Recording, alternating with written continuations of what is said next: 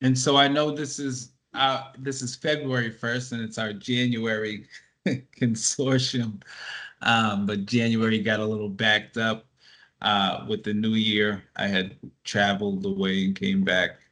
But once again, we're going through a lot in regards to our mentoring program. Um, Thank you to everyone. I believe most on here have been consistently turning in their mentor reports and have done the LMS. That is something that we need right now for fidelity in our program. And as we build out this mentor program, those things have to be completed. Now we're operating in a system where it's automatically done. It's a system to where when you put in the mentor report, it goes through our CMS and it's locked in. The percentages are locked in, and so I know some of us have been on before. We were mentors before the LMS came through. When we came on, the expectation was a lot lower as a TRP mentor, and the bar has been raised quite a bit. But in order for us to keep this program under control, we really have to have communication from our mentors, and we really have to know that certain things are being done. So that's my my spiel for the month. I want to open up again with any questions from any mentors that you have. I know I've gotten a lot of emails.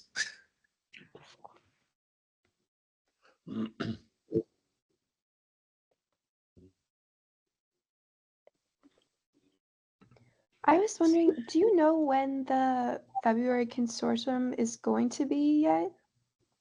So our February consortium is going to be that it's the 22nd, the Saturday of the 22nd. Thank you.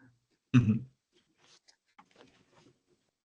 I didn't know if I'm on, John. Can you hear me? Yes. Okay. I would like to know, are you able to give me a name, a specific name of a Wasika BOP TRP contact?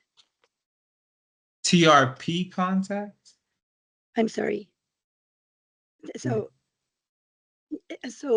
is there a contact person related for the Wasika BOP? Because I'm filling out the visitor form. Mm-hmm. And if I can reference that person, that this is who can verify this, to be able to speed that up, because it's kind of been a drawn out process trying to get the form to me. And I got the form now this week. So I wouldn't mind being able to put, when I have to fill this out and they look at it, who exactly is that person that can verify, yep, she's that mentor person for our mentee. Are you going in as a mentor or as a visitor? Okay. As a So visitor to the mentee, but I have to have the visitor form done, and it's been drug out getting it. So I finally just got it. But sometimes I don't want this to drag out longer. So is there a person whose name I can put down that this is what this is about? Should there be any questions? So I have an idea, but let me just run this by Dwight, just so I'm sure, Sure. and I'll have an answer for you. Yes. Okay. That sounds good. I want to speed that process up because it's been really drug out. Okay, thank you. Absolutely. Absolutely. And I'm glad to see, you're looking to get in there. Jane, could I just clarify something? You'd be going in, though, as her mentor, correct? Yes, but I still have to have a visitor form Yes, done. correct. So I'm going in. The reason I ask is that there is a very clear delineation between going in just as a visitor or a mentor. But you're absolutely right. Regardless of that, you do need a visitor form, but Mhm. you would be going in it, and it's coming in under two separate, it's as crazy as that may sound, it's two separate avenues that you're coming in under. Right. Okay. Okay. I just, But I, it's just could you, taken so long. Yeah. yeah, yep. And And Tish, can you just clarify, is she taking the correct avenue? what Just I because was I going to know you have suggest, more experience with this. so the person that you're going to ultimately want to send the visitor form to is your mentee's um, case manager. So, and you're going to have to get that name, which I'm sure you probably have that or just request that. But the person that I'm thinking about as listing, if you have anything that you need to add, I just on the visitor request form, I don't know if there's a space for this, but Right. Dwight is the person, Right. Dwight Tostenson, World, who's teaching the Wasika. So he would be the one who could verify, yeah, this person is yeah. coming in. Having said that, and actually I have a visitor request form somewhere, and I'll see if I can find this where when other I, questions are being asked. I I think, have it in my hand. yeah, I think there is a space that you write down your name, and do you have an um a spot where you can put your name, or and it says affiliation or something, you would put down TRP mentor. Okay. That's, and Okay. that should then, Trigger. yes, it should trigger their case manager to say, um, Dwight. oh, she's with TRP, she can come in, so to speak. Um, Right. Having said that, I think it's good, John, I think it's good that you're going to kind of make Dwight aware of this and let him know that, Jane Christian is having some issues coming in, and he might be able to, Well, it Navigate. also speaks to, we want for more mentors to go in, and this will kind of set a precedent, especially in Wasika, to open up that door. Yes. Because I feel this is so important when that person has a face-to-face contact. It can't always happen, but if it's possible, then why not do it? And Mhm, that's where I'm at. mhm, mhm. Because I And think that, it builds and gives strength.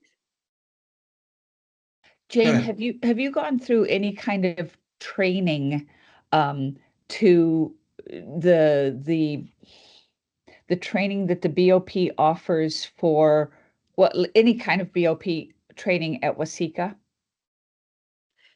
No, Okay. but about 15 years ago, my husband was a correctional officer there. Okay. So, I have a feeling, and don't quote me on this in terms of 100%, but I've got a feeling that you're not going to be allowed to go in as a mentor until you have some kind of training. But that's that's how it was with FMC, um, because and they, that's why I'm asking this, because it's been so delayed and such a and slow process. and Tish, so if she took the avenue of just visiting her, would it be less cumbersome? yes, but that's a question that I don't know then if you can be just a visitor and TRP, because can you, so some of I thought there was an issue where you cannot be a mentor if you're going in to visit. And it's odd, but I shouldn't say But it's odd, but it's typical in a way that there's all these little loopholes that but you Absolutely. if run we're into. not, And that's what I'm trying to avoid, because I'm seeing them, and I know they exist in education because I was a teacher. I know they mm, exist in government in 1,000 ways. My husband's an investigator. The loopholes that you have to jump through to get access to something are phenomenal. Yeah, It's like, no, you don't have a right to that. You don't have a right to this. That has to be verified. And so it's like it just drags on, and you don't get the job done. right. Does that make Right. sense? Oh, Yeah, and that's what I'm trying to avoid. So, okay, if she's not on their list as, trained in as a mentor, like coming in through Right. like amicus and stuff like they do, right? yeah, If she's not classified like that and she just goes in to visit, even though she is a mentor for her for right. TRP, Yeah. could she just go in and just do like a visit, like she was visiting as a friend? That's, you would think so, but Mhm. I don't know if then that Good would way to kick put it. her out of being a Being, mentor. And that would be a Dwight and Odell question. The, oh my the, goodness. Right. Yeah. the difference is that if you went in as a visitor, and I'm Mhm. just speaking from the FMC here in Rochester. And I still Um, got you. so if you went in as a visitor here at FMC, so my husband goes in, he's in the Mhm. visitation room where everybody else is there. No one-on-one by any means. When Mhm. I went in as a mentor, excuse me, I would have my one-on-one sessions individually with the individual in a separate in a separate room in the chapel. So it was not, um, it was very, very personal because you Mhm. you, you It weren't was worried about. differently organized. I'm sorry. It's organized differently. It's Yes. organized Yeah. differently. Yeah. And And that's what we need to learn. right. So that very good questions. Um, S- and s- So that was my understanding from the beginning. I'm gonna have to have a different conversation with Dwight if we're coming up Yes, against these obstacles, to see right. how TRP, because that was the entire focus of the Wasika cohort, and Jane was the only one that we really got for that, for them to be in that area so that they could go in and visit. Um, and that's why I wanted to just put that caveat that Wasika Yes. yeah.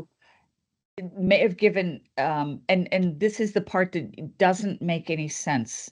Wasika may say yes, FMC may say nope, doesn't work.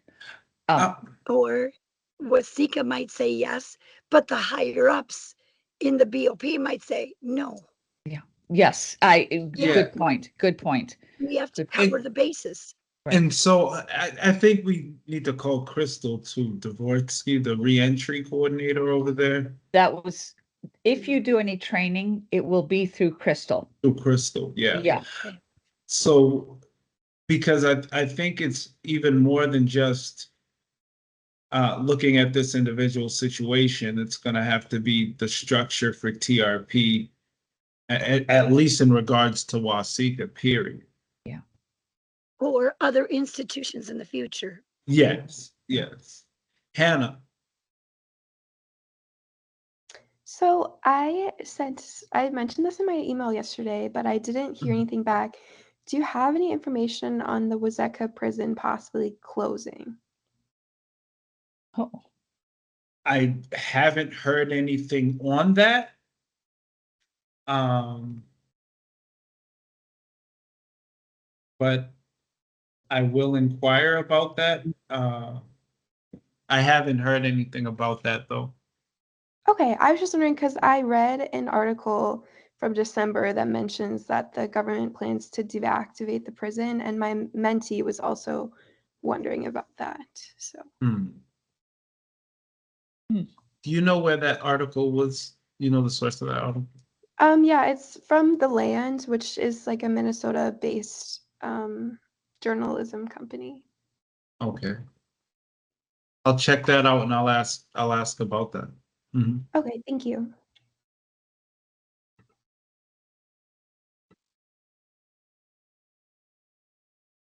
Anyone else? Bueller? No? All right.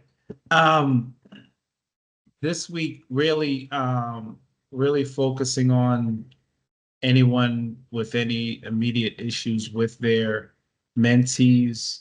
I know I've gotten a lot of emails regarding communication, number one, being able to communicate with mentees. I know in Wasika, I kind of expected more people from Wasika. I know that cohort, we've just had terrible problems with core links in getting communication with our mentees, period. Morning, Mark. And we've had a couple others that were in transition with their mentees from being incarcerated to coming back home, and just the transitional issues that come along with that. So has anyone that's on had any of those issues or are looking at that transition coming up and feeling anything about that? Yeah, my mentee is in Faribault, and he is expecting that this month he might be available for or qualify for work release, and so he's working on that. Otherwise, I think it's June is his release date, and so I've been in contact with him and actually trying to set up a video call, and apparently we do that through JPay, not through the department. I learned that much. I've been a little under the weather this week, so I haven't gotten back to my mentee to have him kind of check on his end, but he said, yeah, we can do a video call. And I did one way back a couple of years ago, and he was in first time right before he got released, and then had a little issue and is back in for a few months here. But in general, when I went to visit him about a month ago, he was in very good spirits, very positive, and so just trying to continue to be in touch and support him. Okay.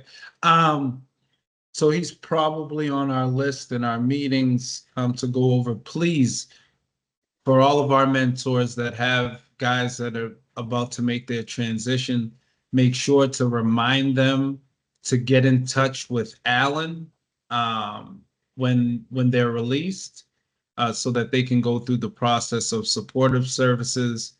And even if they're home, if they're having any issues, have them get in touch with Alan. If they graduated, they would have his number. Even if they're incarcerated, they're having some issues and anxieties about coming home, have them get in touch with Alan so he can explain to them exactly what type of support that we can give them right at the door, so they know what to expect. Also, he can let them know moving forward what they would have to do to qualify for additional supports from TRP. Okay, great. Thank you. Mhm. Tom, I So have a question? John, Oh, please, sorry, Rommel, go ahead. I've got my question logged. Go ahead. all right, sorry. So John, I've got somebody getting out in March. So Mhm. that's not a that's not a proactive contact that Alan or TRP make to the soon to be released individual. That's something that they have to start when they get out. Is that what you're saying? If they have a contact and they're about to be released, certainly, just let me know. We would get Alan in touch with them. Okay, I mean, I'll just send the name, just make sure everybody's on the same Yeah. page. Yeah. If he's soon to be released, he's on we have a meeting. We have our L10 every week. We go through everybody that's being released in the next Got it. 3 months. So he's probably on our list. Got it. All right, thanks. But send me the name so I can make sure that Alan reaches out. Will do. Tom. Morning, Linda. Oh, sorry. Okay. Tom, just a quick question.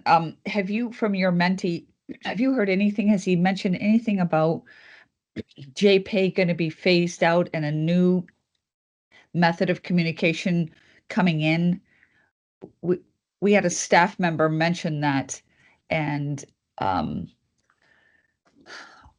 did, not from my mentee, but I did receive something from JPay saying how they were changing the system. And it sounded like it make it more friendly, at least cost wise. Mhm. But I didn't pay much beyond that attention to it. But there was some changes coming, I believe. okay, so it's not instituted per se. There was some question as to whether it's has been. Already in place. Yeah. Well, from what I'm understanding, it's been changed. I don't know where that's. I But think from what I'm understanding, it has started to be changed. Mhm. I've heard in Shakopee it already has been changed. And they're looking to start to change that in other institutions. I forget the name. Jasmine knows, yes, but exactly. she said in our last meeting that JPay has been changed in Shakopee and they're looking to change it in institutions. I know for the past however long they've been talking about changing it, but it has started to change over. Hopefully it's more user friendly. Is it Securus, John? Not sure, but I'm familiar with Securus and I don't think that was it. Don't I think it remember was either. by another name.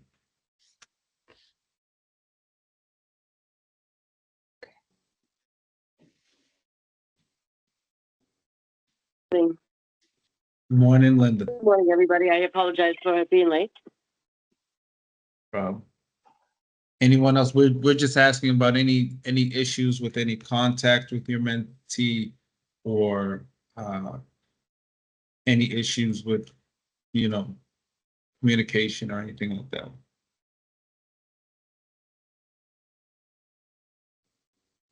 I have a question. Yes. So I was wondering, my mentee mentioned she earned FSA credits to be released in the next few months, but she is not a citizen, and she mentioned that they can possibly take your credits away if you are not a citizen or have citizenship. Do you know anything about that? I do not. But I will inquire. Okay, thank you.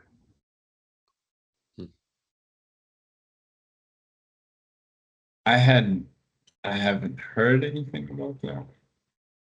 Sounds unconstitutional, but we'll see.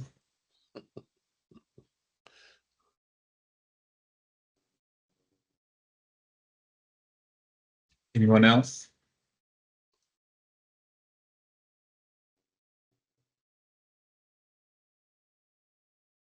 Well, I had planned to talk this week about the transition from incarceration to coming home, just because I had so many questions about it, and we've had so many guys coming up on their release dates.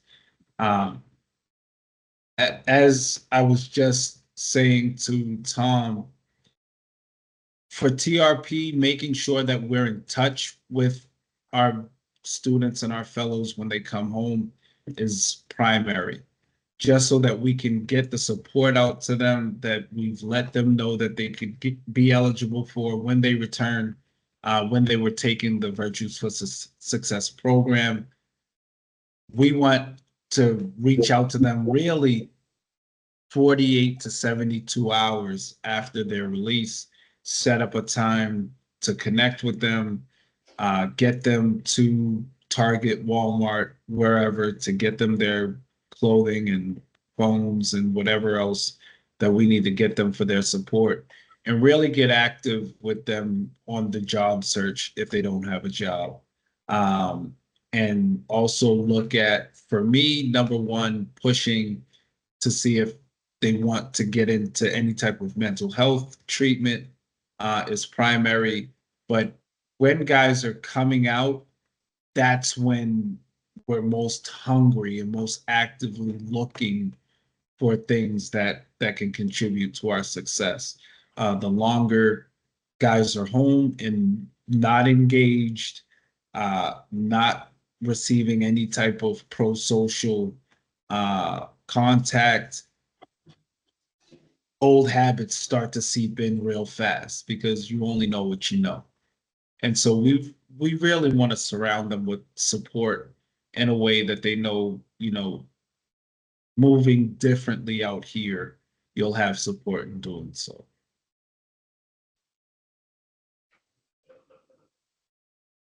Tish, did you want to add anything to that?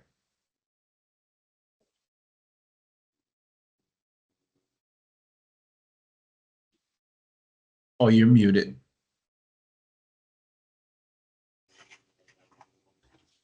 Good.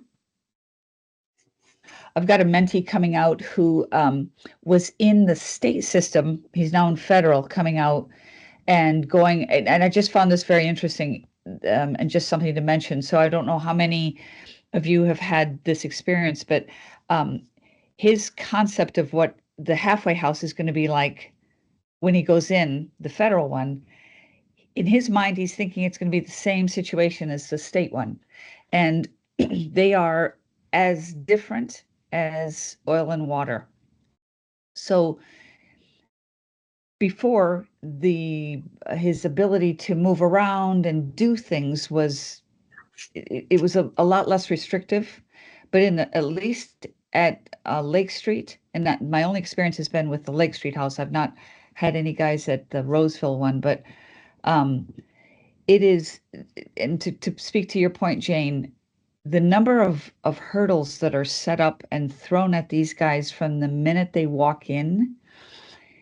I think it was best said by somebody that one of my guys some time ago, he said it was actually harder to be in the halfway house than it was to be incarcerated, because you knew exactly what the rules were.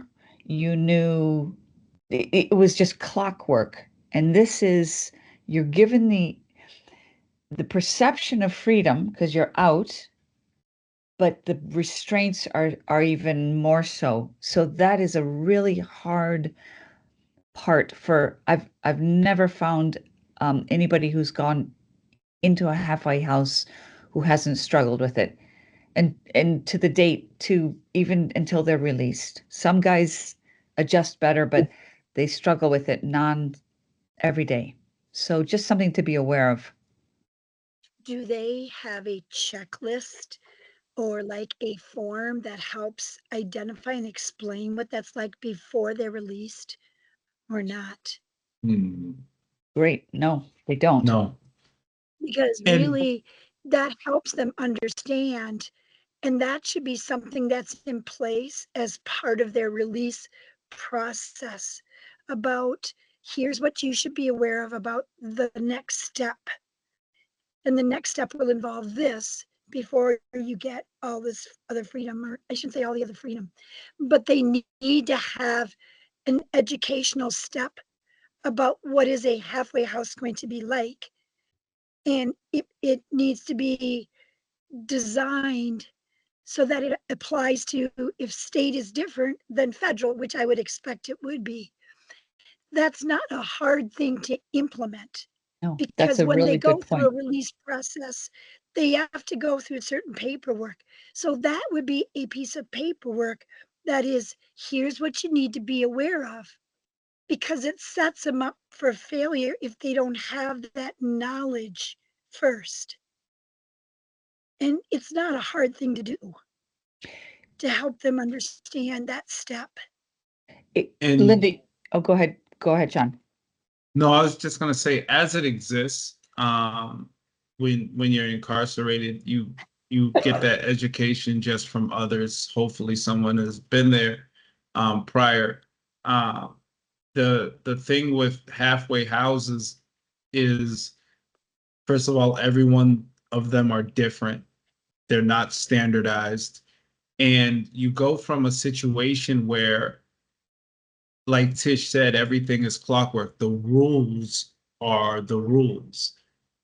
In a halfway house, you're really now dealing with other people's emotions and their feelings. Whoever's, managing or working at that halfway house that day, however they feel, that's how the rules are going to be. Some guys come in and they're lazy and they're lackadaisical about the rules. They don't want to check anything. And so things are run that way with that guy. When the other guy comes in, he's rigid about the rules, and so it gets very difficult because you're already in an incarcerated state. Your emotions are all over the place. You're one step away from home, one step away from your family. At the same time, you're not.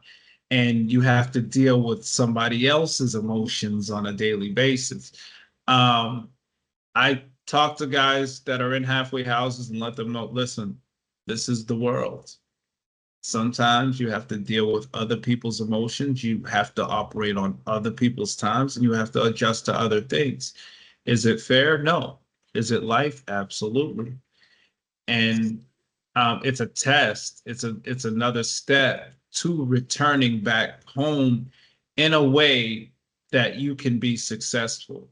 And so, seeing that, I actually started working at a federal halfway house, and you can see some of the guys come in, they do their chores every day. They, do what they're supposed to do. They go to their room, they study, and they're waiting to go home. They're preparing. Not waiting, but they're preparing. You have other guys that are just waiting to go home. They're sitting, watching TV, hanging out, you know, on the phone, doing whatever. And they're not building any habits that are going to be conducive to success when they get home. And when dealing with the emotions of your mentee in those moments, those are the things that I would look to stress if you have a mentee going into a halfway house, because it is that step. It is the way it is. It is unfair, absolutely. But it is that next step to going back home. Getting pulled back behind the wall is not in your best interest. Jane, though you bring up a really good point of to combine what John said too, is that there's the emotional aspect of things that as a mentor we can address, but I think there's also room for, like you said, setting up even, and John's absolutely right, even the difference between the Roseville one in Minnesota and the Lake Street halfway house. If I could have all my mentees go to Roseville, I'd say just avoid Lake Street. Having said that, the person who was running Lake Street at the time has now moved to Roseville, and that's part of the reason. Just Right. a really good person who's got a good control, and she's tough as nails, but she's fair. That being said, there are certain things that are across the board that within the first 24 to 48 hours, if these guys think that they're going to go somewhere at Lake Street, you're not going to go there. That's just the rule. That's the way it's been done. But if their mindset is, oh, I'm going to get out and I'm just going to go to Walmart or Target, actually, they can walk to Target. It's not going to happen. I was surprised to hear that if you get out on a Friday and you're thinking, I'm going to go to church this weekend, even your religious rights to go to a service, you're not allowed to do that within the first 48 hours. At the lake, yeah, John, I was surprised. Now, to me, that's you want to talk about infringement of, Yeah. It's of, counterproductive. well, yes, exactly. awesome. But it's, what are you going to do? Create the hullabaloo and then be termed Well, the that- troublemaker, because A problem. that's really going to set you back. So, Yeah. but you bring up a good point. Is something that I'm going to Mhm. think about that and creating, even if we say Roseville, Lake Street, wherever, all the different ones, what are the basic, these things you can do, these things you can't, and just to have set them out to, like you said, to the mentors and the mentees and Mhm. during their Virtues for Success course. Yeah. So Mhm. that's a really good point, Jane. Is Is there it a, possible?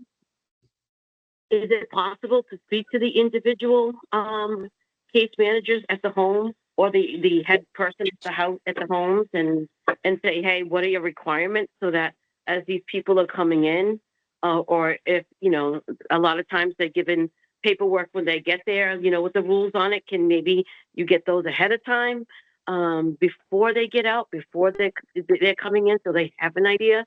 The young lady that I'm working with, she's only been out, well, 8 days now. But her fears were just those things of, I'm not sure what I'm supposed to be expecting for her. She's been in there for a while, so coming out, a lot of technology and all of these things are all brand new. But what she had expected for where she was going wasn't necessarily what's happening. And even though so and so told her it was going to be like this, it's actually like that. So just those kinds of things. But if you can get it, like as you said, ahead of it, that'd be great.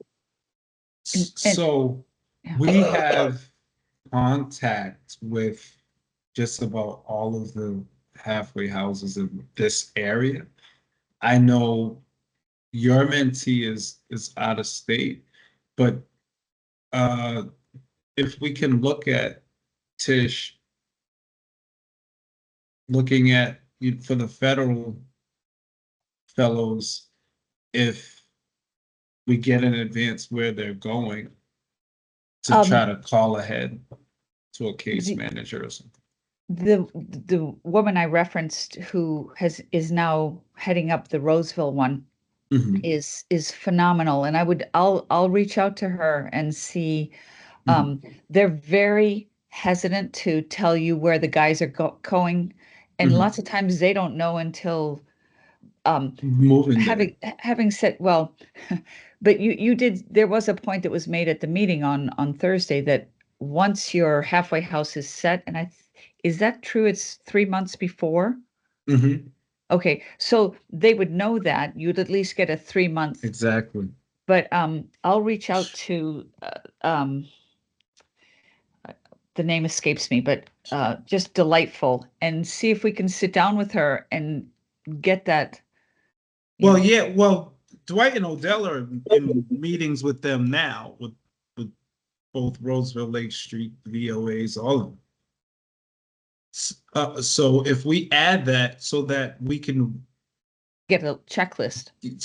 get that, copy it up and really start to build a database of the area and then look at, if someone's going to Arizona, we would have to get that in advance, call a case manager, and at least we'd have something already concrete. So we have the questions that we want answers to coming back. I will make this note because it just came to me when my mentee who came into Lake Street when I was he was so proactive, which therefore was actually the genesis of myself getting involved with the woman, the head person there. I was very nervous because I thought, "Ugh, if I if I come in and just try to ask questions, is this going to infringe on him in some way or another, come back and bite him or whatever?" But later, after she had met him and things were settled, we then, I mean, we have a very good relationship. And she said, I wish more people would do this, would actually call ahead. Mhm. And I said, well, you have no idea how scared I was to call you at the beginning. But I so I need I'll put that caveat that she was phenomenal to work with. I don't I don't know if I could say the same across the board. I wish I could say the same, but we can only try. Yeah, but that's it. We have a place to start. Yep. Thank you, Jane Yeah. and Tish for Great idea, Jane. coordinating on that, and we can put that into motion. It's like Jane said, it's something that is pretty simple to do. It's just getting after the information. I I'm think I want to wondering, point out that having the information is important, but also helping them understand that there are, it can be very different how the halfway house is structured, but these are some basic principles. Right. Because Exactly. leadership sets the tone, and you cannot control the fact that some leaders have better relationship skills and other leaders don't have the same level of relationship skills. But at Mhm. least some basics are established and communicated with the mentees. Mhm. Mhm. so I'm wondering the difference between being released from a federal system to the state system in terms of how the halfway houses work. Is that do from both state and federal go to Roseville or go to Lake Street? Mm-mm. Oh, So they're separated um at the halfway house. Um they're different rules. They're like Tish said, it's night and day going to the state and feds. So Tom, which one's easier to go to? The state, I assume, or the feds? Which one is a more friendly, more welcome, more whatever, It or depends not? on your fancy. Um, it, it, it really that's a great question. I don't have an answer to that. I can It tell depends you upon who the this. leadership is. Yeah. It absolutely, it depends on the institution itself and the leadership in that institution and the people that they bring on board, um, and how consistent they can be. How they consistent they can be with the rules, how consistent they can be. All right. How consistent they can be with the way that they approach guys, because it really sets that tone at the door. If I'm coming in and the staff there that day is having a bad day, they're having a terrible day, they have a trashy attitude, and I'm walking in and I'm trying to figure out what's going on, and this guy's giving me an attitude, and I'm like, hey, now things escalate. This is my first 20 minutes in the building, right? And so what do you think tomorrow is going to be like, right? If there's real leadership there, they're going to mediate that situation. Listen, come in, let's figure out where we went wrong. Let's start this over. But if they don't have those processes in the institution, it really sets staff and inmates up for bad interactions. And it's so closed in. It's not like a prison where if there's a staff inmate interaction, you just move that inmate to another unit, and everything's all right. But you're talking about a situation now, staff has a bad day, I have a bad day, I'm getting pulled back behind the wall, right? I'm going back to prison. And so Tom, there's a yeah. Mhm. Uh, Tom, you bring up a really good point, though, in terms of as mentors from our perspective. As John said, we can't control what others are going to do, but what we can do is try to enforce within our mentees that if they walk in there with an attitude, the minute they walk in there with an attitude, just count it out. So that it may mean another set of days or weeks or months where they're saying, yes, ma'am, no, sir. But you know what? don't ruffle the feathers initially. Get to know these peoples, get to know your case manager. And just like, I mean, I know Odell has talked about this. Once they begin to trust you, they'll be off your back. They'll let you do a lot more than if, I mean, Odell has spoken about this. If I can trust you, there's a breath of fresh air because I've got 4 other people that I have to be on every second of the day because I know I can't trust them. So I think as a mentor, that's where the role that you can stress how important it is. Yeah, this is going to be really tough. I'm here with you. When you feel like you need to scream and pound a wall, pick up that phone. Let's talk this through and scream to me. But for the love of Pete, don't be screaming to these people and talking back or whatever as much as you want to. So Great advice. Thank you.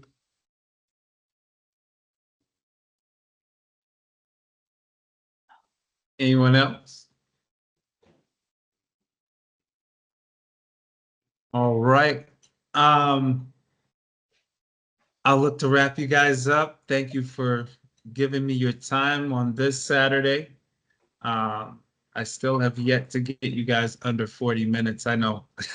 But like I always said, you could have been anywhere in the world. You chose to be here with me, and I appreciate you for it. Please email with any issues. I'm on all of these issues that were expressed today. Tish, I know, is on these issues with me. Thank you so much, Tish. I appreciate you. I appreciate all of you for all of the work that you do for TRP. thank you. And with that, unless there's anything else from anyone else, enjoy your weekend. Peace. Thank you. Thank Stay you. better. Thank Bye, you. everyone. All right.